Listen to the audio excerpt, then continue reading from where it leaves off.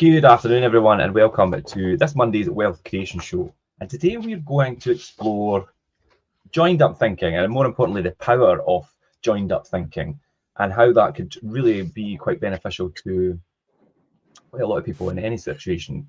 But in particular, we talk about in business situations and that kind of setup and how it could be really beneficial to propel you forward in whatever you are doing. And joined up thinking with yourself and possibly the team around you and things is such an important thing.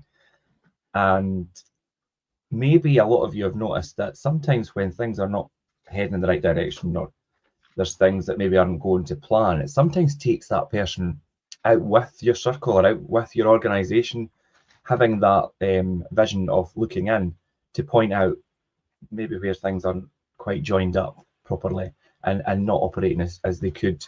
Because if you're collaborating with your team and the people around you and have that joined up thought process, things could be a lot more efficient.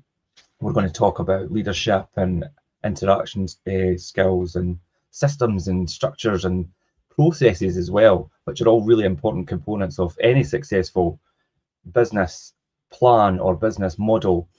I'm sure you'll agree, Jim, that systems and processes and things are very important. I know you're quite a systems and process orientated person yourself.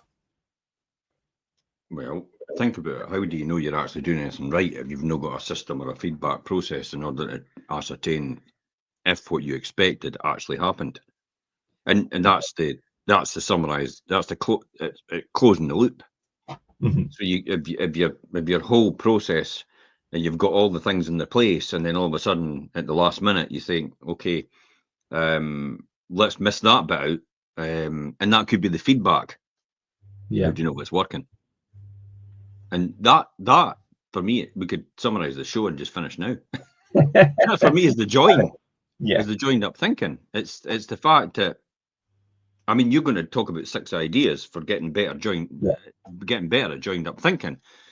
But if you don't have some sort of feedback loop or what we would call an MIS, it sounds something like, an investigation or something, but I suppose it is management information system. It's things that you learned years and years ago, or I learned years and years ago at college in my probably my national certificate or my HND. Management information systems is key, and it's things like exception reports. So what is an exception report, for example? Okay. Well, an exception report is something that only tells you something is wrong when it goes wrong. Other than that, there's an assumption that everything else is going right. So if you never get any information out of this exception reporting system, you could assume that everything's going right. However, how do you know you actually did everything right in the first place in the system? How do you know that's actually? How do you know everything is right? It's going the way it should be. Yeah. Yeah, you have to test everything then. So you have, before you put an information system, a management information system in to have that joined up thing. Now, for anybody listening in, this sounds like a business thing. Yes, it is a business thing, but it also is a life thing, a lifestyle thing as well. Yeah. Well, if you've got relationships, think about if you've got a relationship with someone. How do you know how do you know if you're doing well? How do you know if it's going right? Yeah. And a big part of that is obviously communication and feedback and from each other, that these are both in the same headspace, and that's joined up thinking. It sounds also clinical though, doesn't it? Yeah. However, that's kind of how you should be approaching things if things are going well. Mm-hmm. Whereas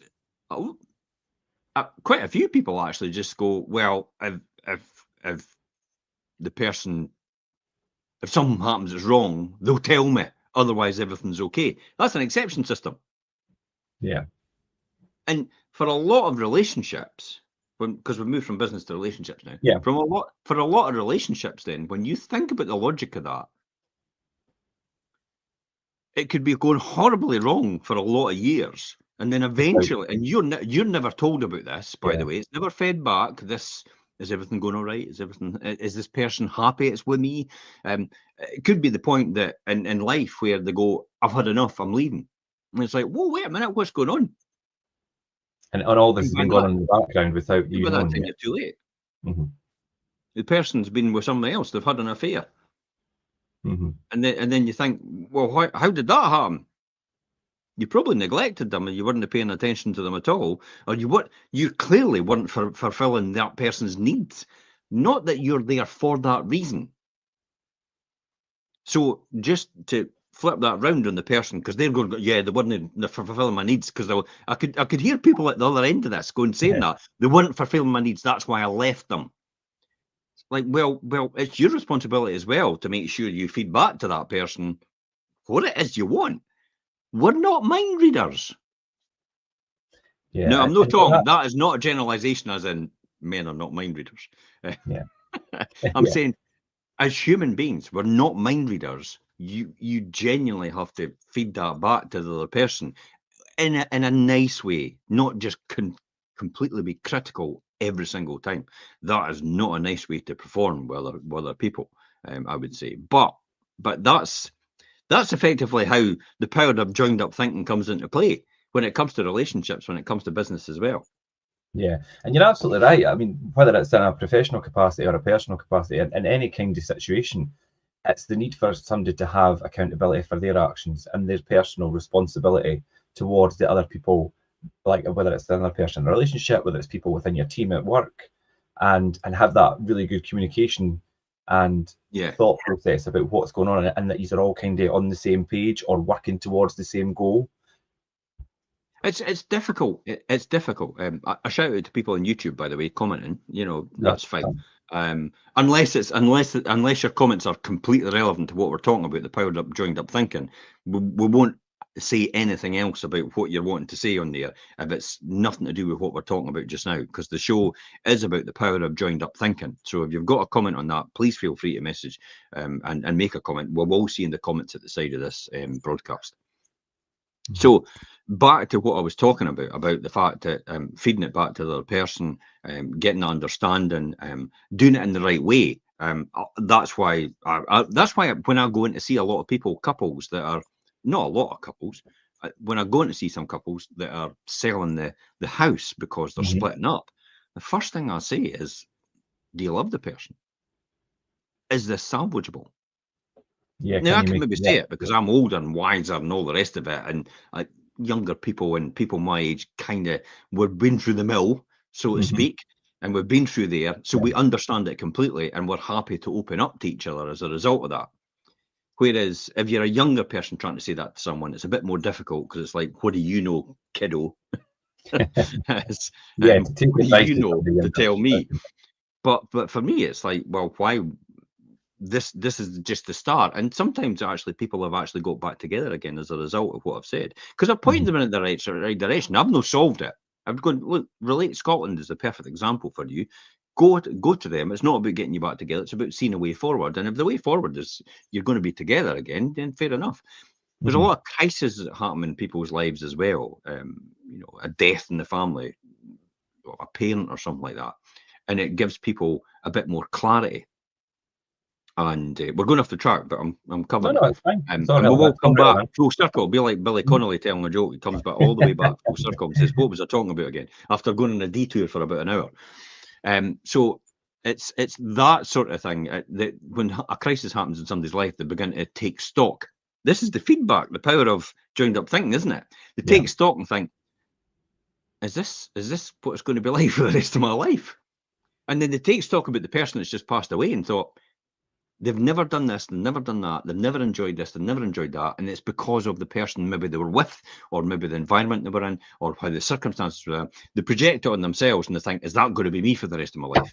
And it's like they have this, oh my God, moment, and then they think, midlife crisis, by the way, that's what it's called. You can have several of them, even in your midlife or your younger or your later life.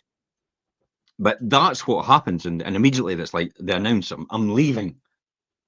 And neither the twain shall meet, and then that's it, they're done. They think that's the right answer when in actual fact it's not. It's a knee-jerk reaction to the thought process they have at that point in time. But you're absolutely right, and it is all relevant. Because they're not going right round. They're not No. closing that loop. They're not actually understanding why they feel like that at that point in time. Mm-hmm. Yeah, but and change is something that we're going to come into, and an event like that in anybody's life, and does always bring you to a point of kind of realization, like, oh, wait a minute here, and it forces you to think differently, and you look at something differently, and that's when things start to change, and you realize maybe where things have not gone right or where things need to change in order to go right. Yeah, that's one of the 6 ideas. Yeah. If there's one thing constant in this world, it is change. Yeah. It's a bit of an oxymoron, but change is constant in this world. Mm-hmm. Things have to evolve in order for possibly it to be better. I mean, think about your own personal circumstances. For anybody tuning in or listening right now, do you need change in your life, or are you happy to sit with exactly what you've got right now? And I think most people would exactly at this point in time say, yeah, I absolutely, change is what I would want. And for better, remember, Yeah. not for worse. However, some people actually just want change for worse because the boredom steps in, and they don't realize it's normal to be bored. It's a perfect human emotion to be bored. It is actually called the new word, which is called mindfulness. Yes. Yeah. That's what being bored is. Mindfulness. Well, we'll just call it that. And it's the ability to cope with it. I would say it's a bit like, I remember when I stopped smoking. Now, when I stopped smoking years and years ago, and I was sitting in the disco, it was like everybody went out for a cigarette, or everybody had a cigarette, or you had a cigarette with a drink, and it was quite difficult to actually, what do I do now? It's like, yeah, what am I going to do with this? it's like I've got to talk to people now because smoking was that habit. It took it away, and Filled that you space. felt Yeah. you felt you were doing something all the time, and that's effectively what these habits are. They're just habits formed to avoid something else, and then you've got to replace it with something. See, you've got to replace it with something else. And that's how it's important to get used to being mindful or bored, because it's good for you. It's all right to sit and say nothing. Which I'm going to Yeah, say. so you feel compelled. It's I'm like, that's all right with me. I'll sit and say nothing. Yeah, it is okay just to have that moment of quietness or silence. But it's interesting you talk about, because change is something that people do shy away from in a lot of instances, and kind of fear as well. There was something interesting we spoke about in years previous, just in conversation and things, and it was about becoming too comfortable with your situation as well. Could be quite detrimental to your progress and your ability to succeed and move on to the next thing, because you're too comfortable where you are. I always thought that was really interesting, and it made me really think about, yeah, you can be too comfortable sometimes and think, and then it stops you from feeling the need to change or progress forward. By the time you know it, you'll wake up one day, and I mean, you live your life when you realise you've only got one life. Yeah. It's no dress rehearsal, and you're not When coming the back. reality of That's when your life actually starts for the first time. Everybody thinks they're living right now, but your life actually starts when you realise you've only got one shot at this. You ain't coming back. And when you get to my age at 58, you kind of look at other people, and, well, for example, Tom Farmer, 84, and I went, whoa, 26. Oh my God. It's like, what? 26 years, and Tom Farmer's no longer here. Wow. Yeah. That puts a bit of clarity and a bit of urgency on where you are right now. And I think that makes a fundamental difference in people's mindset when that's when they start to live their next life for the first time. That's what's most important, I would say. And they live the real life they're meant to live. But then other people become casualties of that, because when they want to do change, other people round about them don't really want them to change because they're not ready for the change. Yeah. It's that plateau thing, isn't it?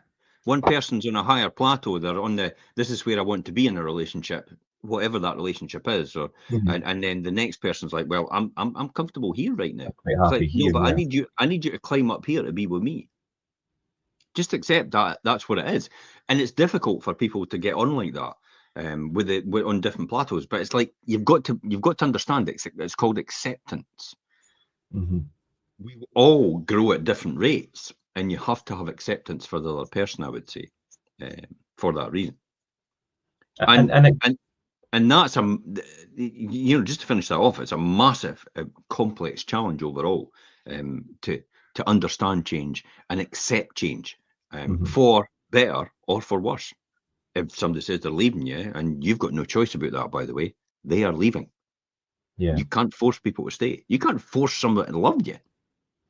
No, and that acceptance of change, whether it's within a business setup or whether it's in a relationship, and things are inevitably going to change. Yeah, I'm leaving to go. I'm leaving to go and work somewhere else. Mm-hmm. Yeah, I'm leaving to go and work somewhere else. It's like, oh my God, you're not leaving. It's like, yeah, you are leaving. It's like, I am leaving. What part of that do you not understand? And that's the sort of thing. So that's the power of joined up thinking is definitely.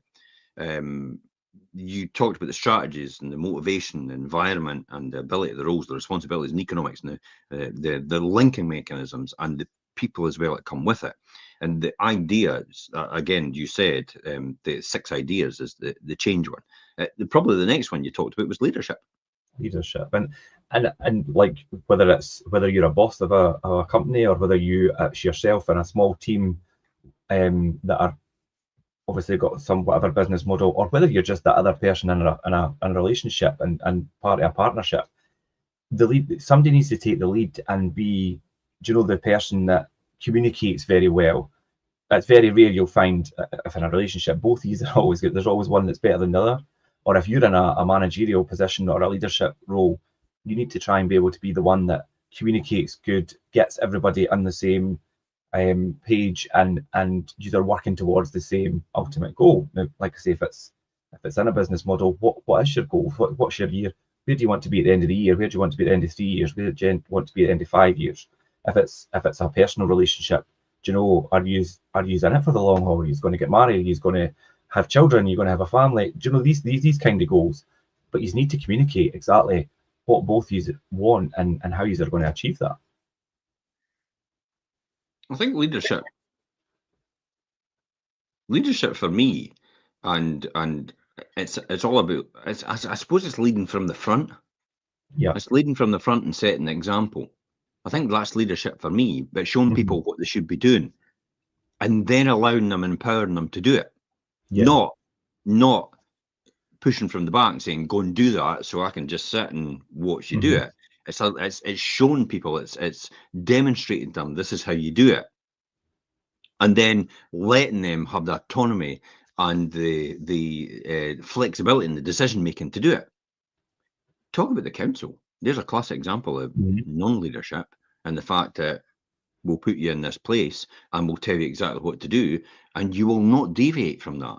I mean, that's a system, but that's a system which is quite autocratic and quite disciplined and quite controlled, and gives nobody any flexibility about what their job function is and how to do it. That's what happens, and that's what can happen in most businesses as well. It's like, no, you're doing it that way. God, I flipping it, and the monkey presses the button. Effectively, that's what you're telling someone. Just press the button every day. It's like, why? I mean, is that really a job that I would want to work in? Is that really going to give me some sort of satisfaction and empowerment? Not everybody needs job satisfaction, by the way. Some people just go in and they're happy to get on and do what they need to do on the realization that they're going to get something at the end of it, which is a salary. That's it. Yeah. And that's all they want to do. That's not the environment I would ever want to be in. And that's not the environment I would ever want people to be in with me. No. An important thing that I picked up when you were talking there, and it's autonomy. And I think it's really important when you've got a team, is to, rather than just step in and do something for a person, is to give them the responsibility and the chance to do it themselves without having to come back to you or you stepping right in and just doing it for them, because that's never going to create anybody. I think there's one small part of that you've just got to recognise at the end of this, which you've not said yet. It's to oversee and make sure that it's actually they're doing what they're meant to be doing. It's the feedback. It's the joined up bit. That's so you can give people empowerment, you can do all the rest of it, but you're delegating rather than abdicating. Yes. If you, I mean, abdicating is just like, oh, this is what you're meant to do, and then you turn up 3 years later and say, well, how's it going? Well, this is what I'm doing. Well, that's completely different from what I told you.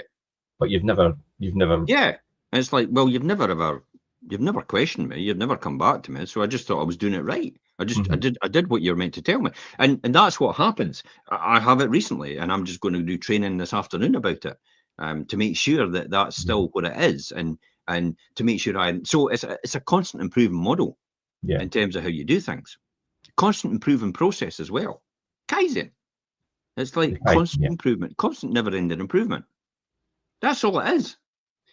You can't, and just because someone knows how to do it and they've been really good at it all the time, it doesn't mean to say that it won't change over time, because things evolve. I've even found myself sometimes when I've been describing stuff or when I've been doing video content, I've even found myself with idiosyncrasies and different things creeping in over time, saying things in a different way, delivering it in a different way. And while sometimes it works, other times it's like, well, wait a minute, why am I doing that? Or why am I not doing that anymore? Yeah. Things that worked before.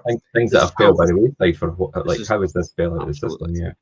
This is how a lot of people start off in business as a small business, and they try to grow the business, but they fail to grow the business and it falls apart round about them, because they don't put systems in place, and they don't put that feedback loop in place as well, Yeah. and they don't monitor it to make sure it's working how it should work, and they don't audit it now and again Yeah. to make sure it does work how it should work. And that's what leadership is all about. That's working on something rather than in it all the time, whether that's a relationship or a business. Yeah, and I think and quite an important point there that you've made is that if you're in a leadership role, rather than working in something on it, is better the better description, because, like you say, delegating and then doing the feedback and looking at the process and making sure it's going the way it should do. Do you know, these are all things that those communication skills and things with your staff or your partner or whatever, that's what's going to create that really motivating environment to keep things. And this is number 3, the motivating environment thing. But that's what's going to create that environment for your staff or whoever you're working with, to feel like, right, okay, I'm doing this right. I've been like the validating that I'm doing it right. I'll keep doing it like this, and being rewarded for continually keeping the system going the way it should do, without you as leader being involved in that and like the day to day as such. That makes sense. So how would you do that then? And well, I think it's like you say, do the audits, check that whatever system you've put in place and delegated to somebody, don't just leave them to do it, because it will change without your, I'm not going to say obviously involvement, but without you monitoring that it's still going the way it should.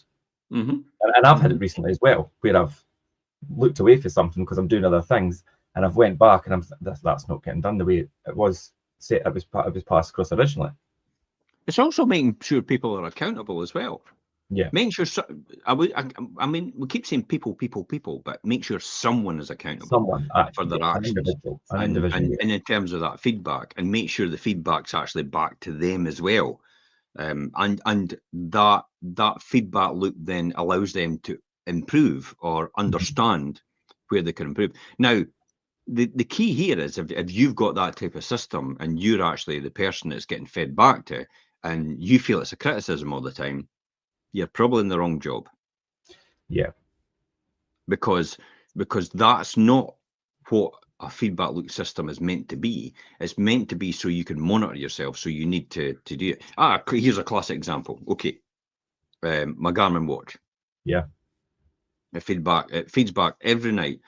After I get up in the morning, it gives me a cyclical about my training readiness. It gives me also things like what ideally a suggestion of what I should be doing in terms of my run for that day, whether it's a base run, whether it's a tempo run, whether it's a interval run, whether it's a high intensity run, anaerobic or aerobic run or that. It gives me that. And then it also gives me my heart rate variability, which is, and tells me if I'm in the right zone. It also gives me feedback on my sleep and whether it's been what sort of sleep pattern I've had, whether it's been light, whether it's been REM, whether it's been deep sleep, how long I've been awake, based on all these different metrics. That is a feedback loop. Now, what do I do with it? Well, I monitor it and I make sure that I adhere to it. And sometimes I will ignore it. Like, for example, today, it doesn't know I've been diving yesterday for the best part of, well, 2 dives yesterday. Yeah. So it doesn't realize my body has had that because there's no diving function on this. So it doesn't understand that, so it won't build that into the metrics. So it actually thinks that I've no dive for these two dives yesterday. So, that's quite intense on your body, going down to 25, 30 meters and then having decompression and everything. So these are the things I've got to take into account as well, over and above what is fed back to me. And I'll decide if I should run 52 minutes, a base heart rate of 148 beats per minute. So I kind of was pushed to do it this morning. I thought, no, I'll leave it till the rest of the day. So I'm not convinced I'm actually going to do it. I might actually leave it till tomorrow, or I'll definitely do strength and conditioning in the morning tomorrow. So I'll see what happens. But that's how it helps you build, because then I'll end up running down my body, and then I'll end up not being as productive as I should be because I've forced myself to do it. Yeah, so we've talked in other shows about forcing. Oh, I will do it today, what others will not, to achieve to know what others cannot. But if you're going to do it to the detriment of your body, then and you're not going to improve as a result of it, then should you be doing it? Yeah.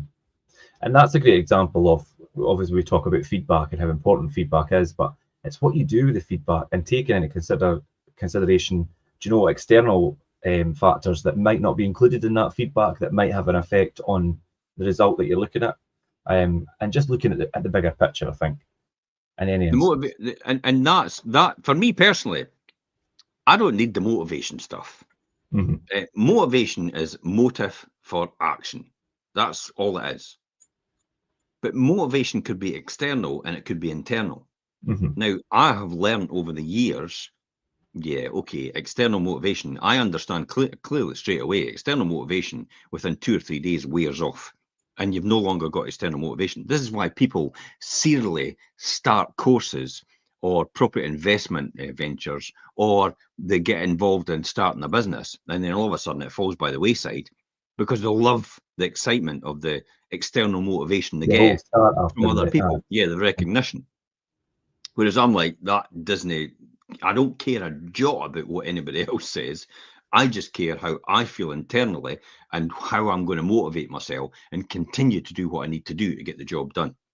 And if I don't feel that's necessary, then, there's no point in doing it in the first place, I would say. So would you say that you rely quite heavily on your own internal motivation rather than the motivation that you... Of course. That people kind of look for that validation and motivation from other people? Well, you do know after a period of time that is what will keep you going.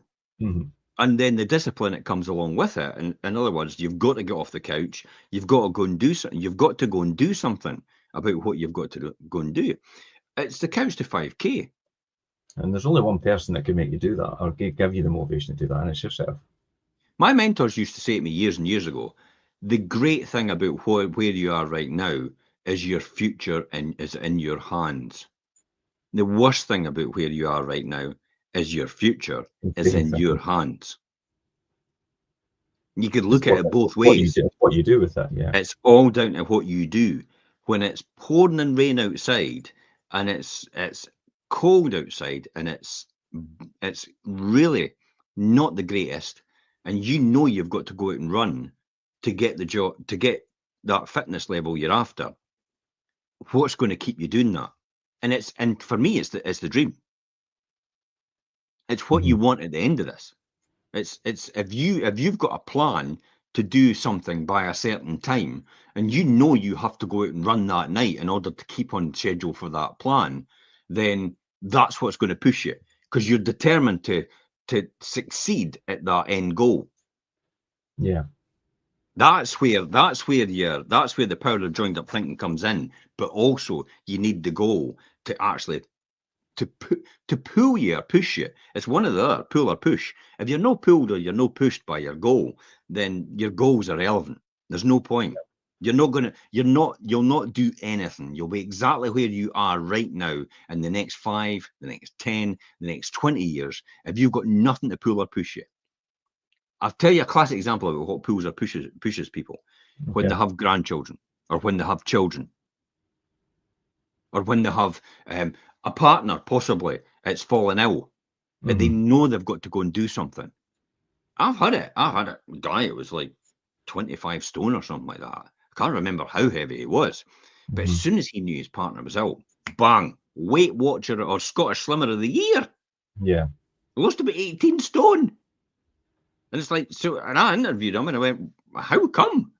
I mean, you've had all these years and then all of a sudden, and that's what it was. That's what drove him. He knew he had to do that in order to take care of his partner. Yeah. The person that he loves. Yeah, it's the driver. It's the driver. And for me personally, that's what always drove me. The fact that I knew one day, whoever it was, at whatever point it was, or even it was myself, that money is a tool to do what you need. And I knew one day that something will happen, and it still might happen, and you know, there will be other things that will happen as well in the future, that it'll be necessity to actually go and do something privately, healthcare wise. In terms of healthcare and things, yeah. Yeah. I've seen loads of people that have had to run funds and raise funds for their dear partner and all the rest of it in order for them to have specialist surgery or specialist therapy or something like that in order to save their life. And some people have never been able to do that and raise these funds. And their partner's no longer here because of it. Because the National Health Service couldn't cope and couldn't provide it within a reasonable time. Yeah, and for it's me, becoming it's a more like, common thing. Yeah. For me, that's exactly one of the reasons why I built so much wealth. Because I never wanted to be in that position. Now, money's not going to save you when you're going. When you're going, you're going. That's it. But it still gives you the ability to do that if you really need to do it. And that is the degree of comfort. It helps me sleep at night for that reason. Yeah, and like if we look at Americans and things, that is the kind of situation they are in. You need money for good healthcare, and it's becoming that kind of situation here in the UK because the NHS is so overwhelmed.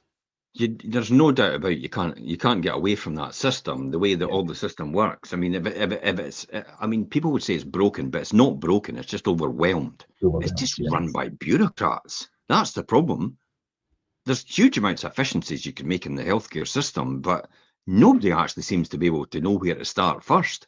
And they seem to what they're trying to do is they're trying to put a sticking plaster over the whole thing at once. Whereas they should just pick out an isolated incident and go, let's get this done properly first. Okay, that works. Let's put it out to all the other places and get them to run it like that. Let's do this as a trial. Okay, that works. Let's put it out to all the other healthcare systems and let them use that same template. Systems and processes. That's it. To make it more efficient. And you get some obsessive geek like me to look at it and go, yeah, that's how you do it. And by the way, you just see that bit, move that from here to there and move that round to there and that up to there and make sure that joins up to there. And you've got a winning formula. It works every time. And it's amazing how people could be in an instance of panic with a situation where they don't see a resolution to it. And like you say, somebody like yourself or somebody really analytical and quite process driven could look at it in a completely different way, with a completely different mindset, and provide you with the answer just by implementing a process or a procedure that could overcome whatever the situation may be. Yeah, honestly, there is systems and procedures. Let's talk about one right now. It's very light to my heart. I think every single landlord, private landlord, should have some basic qualification or understanding of the private landlord market and how it works. Yeah, I have a 15 years landlord posted on our page a wee while ago. Had no idea they had to put their registration number and their EPC rating in the advert. Austin, yeah. Yeah, what does that tell you? Over 15 years of being a landlord and they didn't know that. That tells me there needs to be a basic understanding for this. Definitely. And it also tells me that it's either you get that, or you use a letting agent. It's one or the other. You have a basic understanding to self-manage or you don't. So a qualification, it has to happen. And I'm not caring if anybody's got one property, and the majority of people have only got one property. You're going to have that. Because like you say, even just that basic level. That's why the private rental sector is getting dismantled by the government, because they love the idea about a corporate landlord coming in, because they'll be completely compliant. Yeah. As far as they're concerned. Everything will be, all the I's will be dotted and T's crossed. And that's what they want. That's what they want, definitely. It was no doubt about it. When we approached the Scottish Government as individual landlord associations in the early 2000s, the Scottish Government says, we want one body to deal with. We don't want to deal with all these individuals like Fife landlords, Moray landlords, Highland landlords, Glasgow Landlords Association. We don't want Edinburgh Landlords Association, which existed as well. We don't want to deal with all these different individual associations sitting around the table. We want you to amalgamate into one organisation so we can deal with all of you at once in one place. And that's how the Scottish Association of Landlords came about, for that very reason, to deal with the Scottish Government. Because they didn't want to deal with all individuals. And it makes sense that everybody's under that one umbrella and united as that one. See how they formed the system, though? Yeah. The system was formed to join up, and that power of joined up thinking to make that easier and more efficient for the Scottish Government to deal with. Now, whether that makes it easier for private landlords is a different story, because if they're not a member of the Scottish Association of Landlords, then what voice have they got? Mm-hmm. They're just on their own. They're on their own. Yeah, that collective voice. That's no fair. Sorry, I can't hear a word you're saying. It's like, yeah, that's because you're on your own. You're not even a member of the body. You're not even a member of the Scottish Association of Landlords. Mm-hmm. And that's the problem. It's like, but why do I need to join that? Because you've got a voice. And that voice then gives power. And it's power and clout against, and I would say against the Scottish Government about any of their changes. That's why we're going through rent controls, and they're going, that's not fair. Are you a member of the Scottish Association of Landlords? No. Well, shut up then. It's true, but it's a really good example. I was going to start, I mean, we've touched on relationships a wee bit, but I was going to start to talk a wee bit more about relationships, and that's a great example of people coming together, listening, and, learning together, and collectively, obviously moving forward in whatever sector you're in or whatever you're dealing with, to find success as a group rather than one individual. And relationships and listening is such an important part of that. Keith Cunningham, the power of the group in making a decision is often far superior than the individual. And I called him out on bullshit at the time. That's how confident I am. And he put us through two individual situations which proved to me categorically that the power of group is actually a better decision maker than the individual themselves, even if it's me. Honestly, my tail between my legs, I walked out of that room that weekend in Paris. Felt embarrassed. It's like I was convinced that I know better than everybody else. And it's not. I don't. The two scenarios that he ran in mock scenarios, and I knew that the power of the group is often better at making a decision than the individual themselves. Mm-hmm. Not in every instance, but the advice and the feedback that you get from that, and people, when you think about it, you mentioned in here barriers to exist to joined up thinking. Yeah. These people can point out bits that you've not even thought about yet. Yeah, and it could give you a collective view on, like you say, well, what kind of barriers are there? What's holding you back? What's going to stop you from progressing? And together overcome that. Yeah.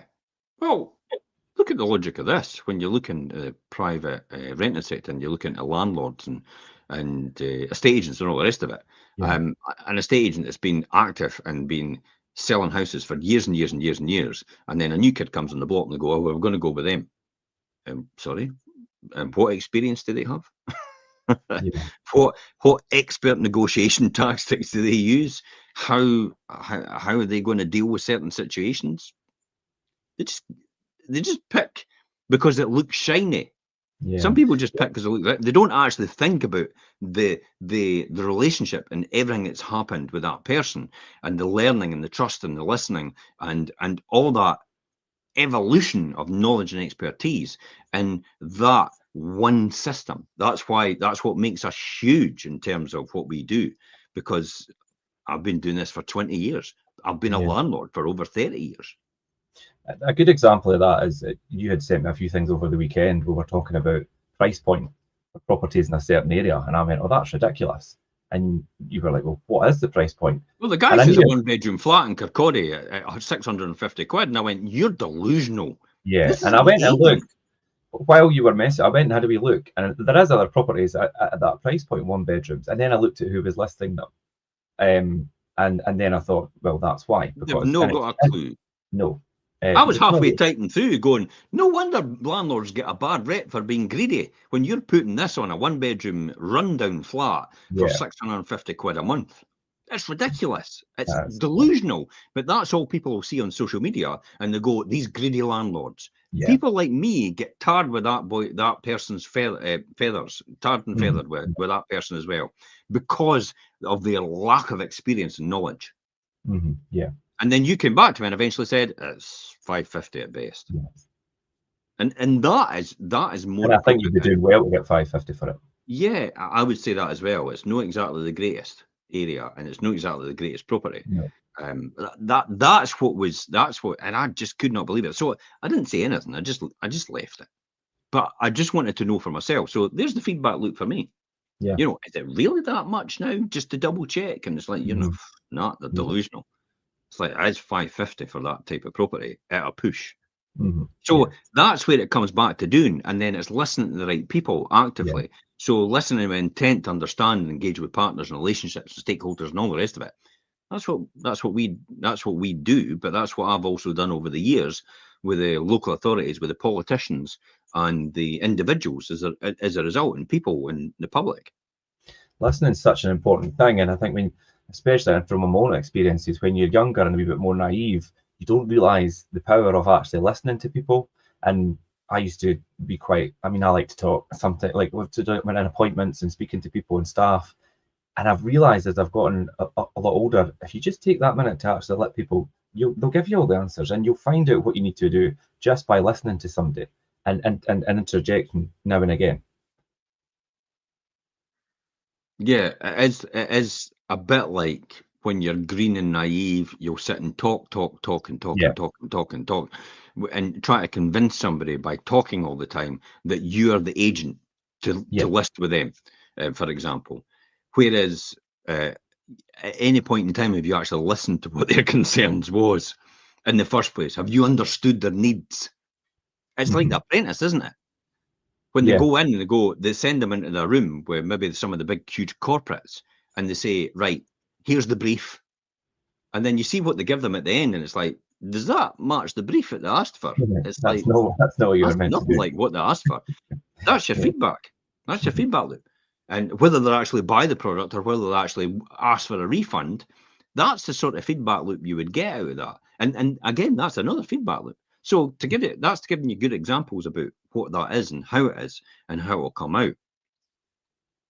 And just making sure everything is how it is. You're never going to get it perfect all the time, but you can certainly make an effort and try and get it most of the time. Yeah. What especially with I know our business model, when we go out to see people, 9 times out of 10 they already know who we are and what we're about, and they're probably already kind of invested at that level. Most people know who I am. Yeah. So when you're not from a point of view of it's not a big-headed thing. It's like I'm pretty open about what I stand for. Yeah. And you're either I'm a Marmite. You're either going to love me or you're going to hate me. Yeah. And I've got my haters. Woohoo! Which is great because my haters are my biggest fans. To all the haters out there, thanks very much. You're my biggest fans. You are, because you're the one that actually gets me seen the most, because you're the ones that comment about me the most, and everybody else goes, he's actually pretty good. Oh, thanks for bringing me another person. But that's the sort of thing you've got. I mean, you can't discount the very fact about the when you think about the number of times we're seen. I mean, in the last 28 days over our social media channels, we've had 1.6 million views. Yeah, I was looking at that. Yeah, 28 days, 1.6 million views. That's not bad. not too shabby, no. Yeah, that's pretty good. And that's over all the social media channels. And you could say, oh, well, one of these people get loads of views and like Mr. Beast and stuff like that. That's nothing compared to them. I could Yeah. get less. I'm no Mr. Beast. It's like, No, and I it's not. I don't want to be that person. It's not to compare with anybody else, and for us, it would be, well, we're now going to compete against ourselves to better that. Yeah, it's well, it's the feedback out of that is, are they actually views that are, is it actually helpful information for them? This is famously every single time for us. It's like, I don't think there's ever a time we say, come and sell with us, come No. and let your property with us. I Or just please, don't buy into that at all, because any man and their dog could say that. And most man and their dog does say that, and women and their dog or whatever. Yeah. Most of them do say that. Come and sell us, come and let us, come and, buy us and all the rest of it. It's like, I'm not remotely interested in doing that. I'll show you my expertise. I'll show you my offering. I'll show you my value add, and you can decide whether you want to use us or not. That's all it's down to. It makes no difference to my lifestyle whether somebody comes and sells with me or not. It makes a huge difference to everybody else we work with, and also our community as well, if somebody buys or sells through us, because we're able to give something back to that community as a result. So for me, that's what it's all about, ultimately. And for me, that's it. For me, success is about how much I can contribute towards the community, to help the community out of what I do. Otherwise, I've been a failure. I mean, how much more money do you need? Yeah, and that's the ultimate goal, to be able to give back like that through, obviously the clients using the company and things. Well, look at Tom Farmer. Tom Farmer, in 1999 sold QuickFit, which was the biggest automotive repair system in the world at that time. He sold QuickFit to Ford for $1 billion in 1999. That's a lot of money back then as And I well. tell you what, he gave most of it back to the people in Scotland out of all his time. Yeah, Tom Farmer was he was brilliant. I was lucky enough to meet him once at Lord or Lady Elgin's house at Broomhall, just outside Kincardine, Broomhall Estate, and he was a really good, nice guy. Just a normal person, personable, polite, always giving. Always ready to help someone else. He's like an Alan Sugar, I suppose. Alan Sugar's like that as well. Alan Sugar will help other people. He will help the younger generation because like, what threat are they to him or to what he does? How much does he need? He's got over $1 billion. Yeah. So why would he bother? To live comfortably in this world and to be top 1%, I think it's like something like 3 or 4 million and above, and you're the top 1% richest in the world. It's like, what? I would have thought it was more than that. No, it's like, when you think about all these nations with people that are impoverished, I suppose, and you take them into account, you will be top 1% because of that. But there's a misconception about everybody's wealthy around the world. Now, this isn't to get to the fact that let's just qualify what I've said there. This isn't about the fact that we've got all the money and that's why these people are poor.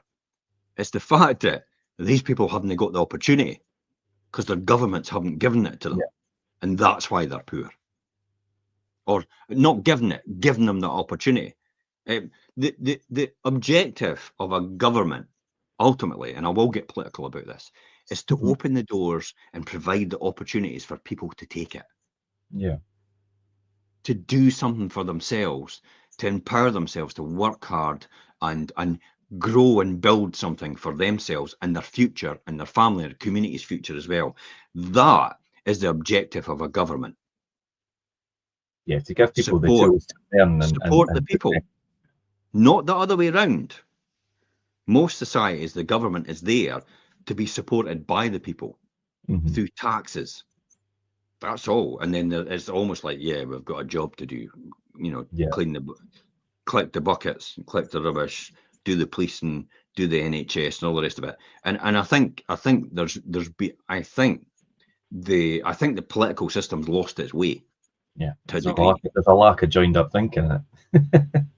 Funny enough, you're absolutely. I think that's my criticism most of the time about the political system. Yes, yeah. There is a complete lack and drought of joined up thinking, I would say.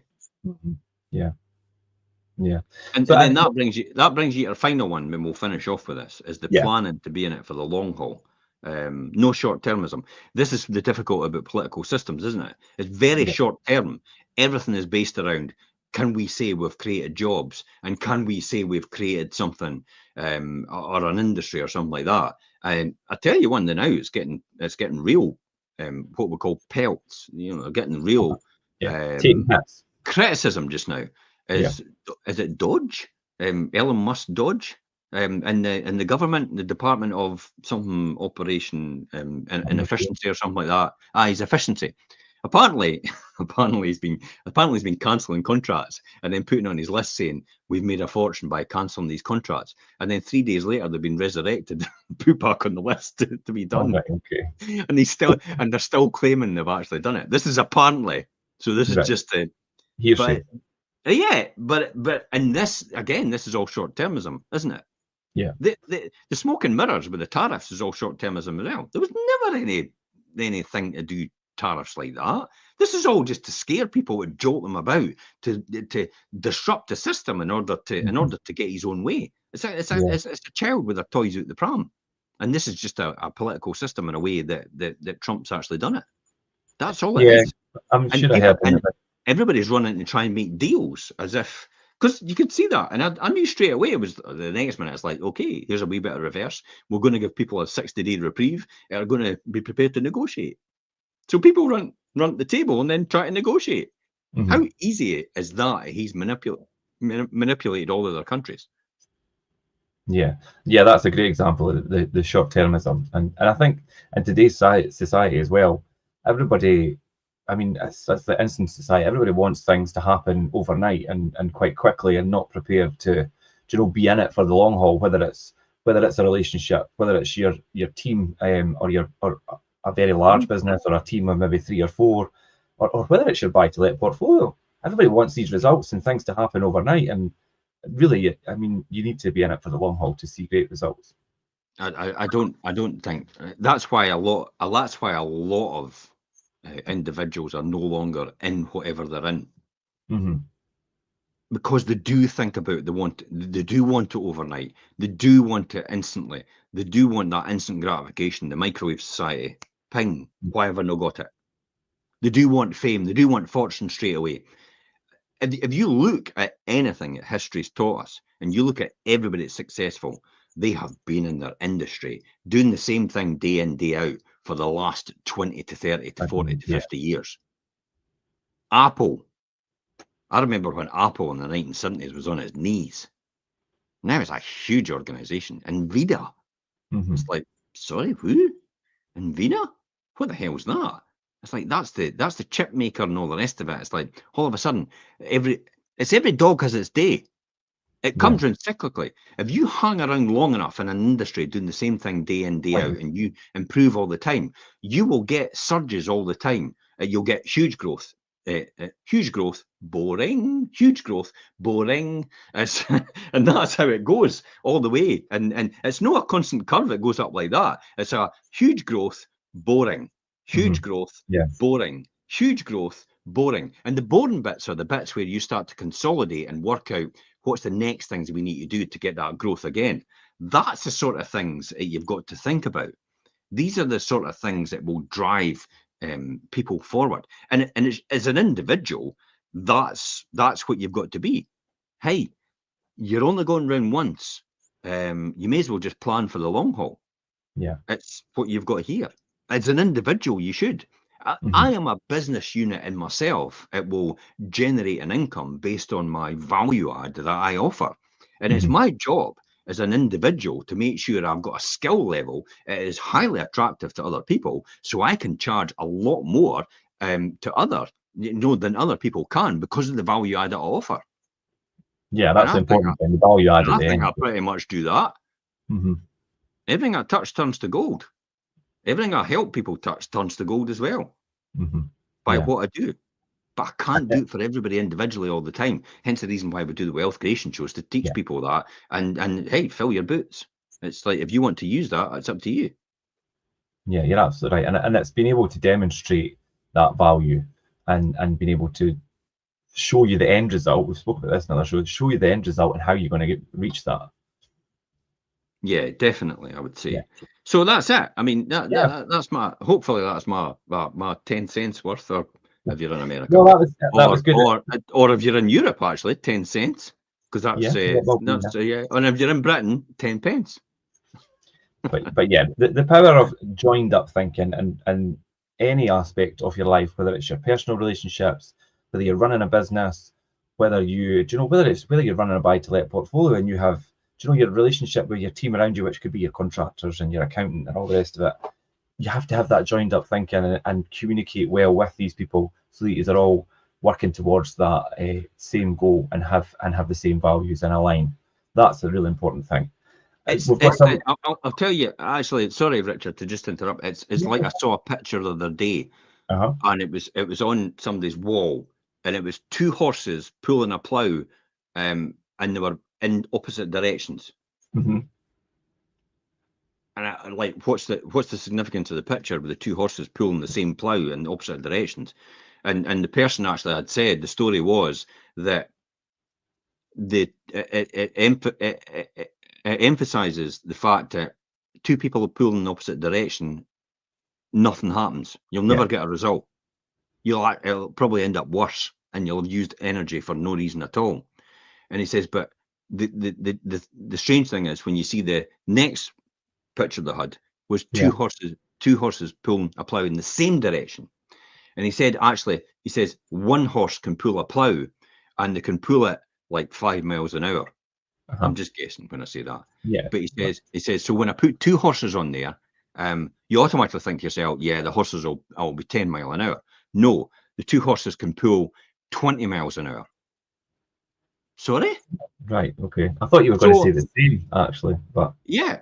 Oh, sorry. So what are you saying? It's like, if 1 horse pulls a plough, it's 5 miles an hour. But if 2 horses pull the same plough, it's 20 miles an hour.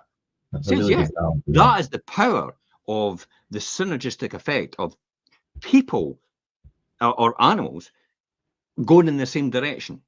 Yeah. Look at the V. Think about that. When they're flying, birds. Yeah. Do you think the birds would be more efficient flying on their own or flying as a V? Well, they fly. I know they fly as a V because the uplift for the ones behind. Yeah. Yeah, and they change about and take the front and take the front and take the front. Yeah. So no one bird would ever be able to fly that distance on their own without the rest of them. Think about that in business. Think about that in relationships. Think about that in your community. You need people in the same direction. You need to, here we go, thanks, Clive. You need to win people to over your way of thinking. Yeah. Or you need to help win people over to someone else's way of thinking if they know what they're doing.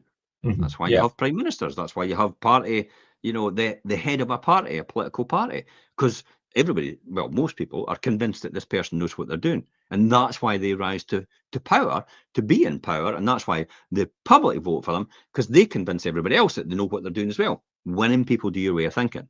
Yeah. Then when they get into power, then they change their mind and they take away your what is it, your heating bill for the old people for the year, and then they tell the waspy women at well, actually, we don't want to support you anymore because we can't afford this, so we've changed our mind. That's a typical school vote for me as the candidate, and it's like, I'll give you all this stuff, and then when you get in, it's like, no, we're not doing that anymore. I just wanted to be in power, that's all. Right, okay, we will wrap up today, but yeah, the power of joined up thinking. There's a lot of comments coming through, obviously, guys. Edna, you said about, do we recap the show? The show can be watched on the YouTube channel at any time. or it'll be a rerun as well. But yeah, but thanks for joining in, everyone. Jim and I will be back next Monday, 12:30 as usual for the Wealth Creation Show, and we'll see you then. Perfect. Thanks, Jim.